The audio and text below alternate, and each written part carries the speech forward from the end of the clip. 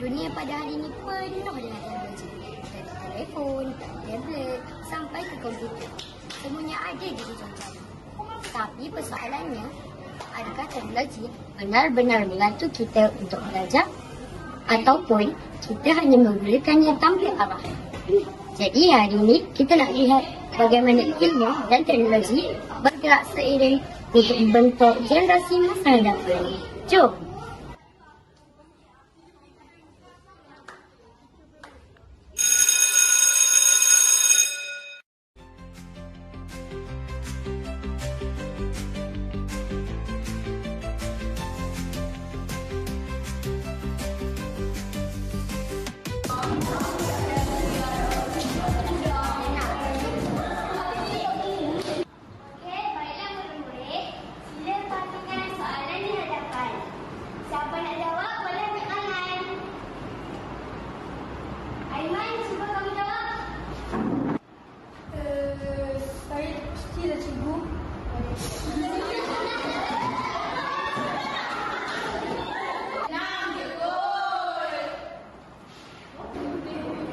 Apalah aku susah sangat nak faham. Situasi ini sangat biasa dalam kalangan pelajar. Bila tidak faham, keyakinan mula hilang dan minat untuk belajar juga semakin kurang. Sekarang, kita akan menemui bual dengan beberapa murid. Jom!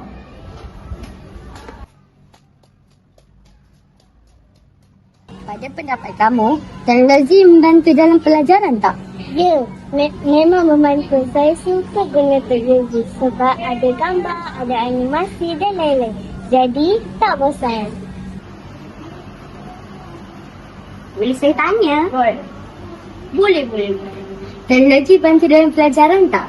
Bagi saya, membantu. Walaupun cikgu sudah ajar, tetapi saya masih kurang faham sedikit. Jadi, saya cari video untuk ulang kaji.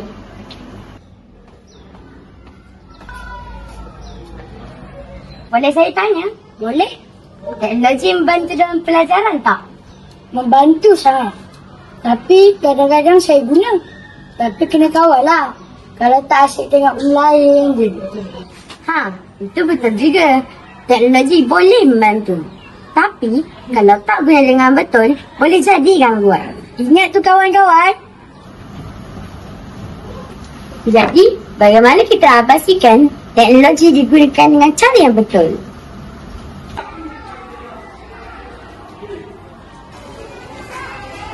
Aiman, awak macam tak okey je tadi. Saya memang tak faham langsung. Pasal macam banyak tertinggal. Tak apa, jom kita belajar sama-sama.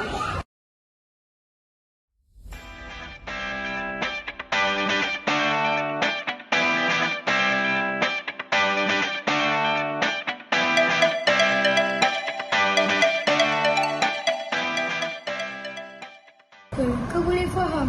Cuba dulu, kadang-kadang kita cuma perlukan cara yang berbeza.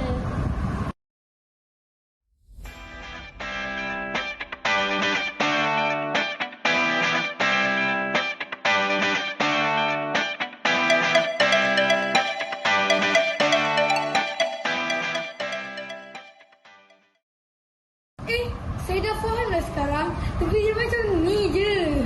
Nampak tak? Teknologi membantu, cuma usaha daripada kita. Okey, kita jumpa lagi. Siapa nak jawab, boleh angkat tangan. Ya, Iman?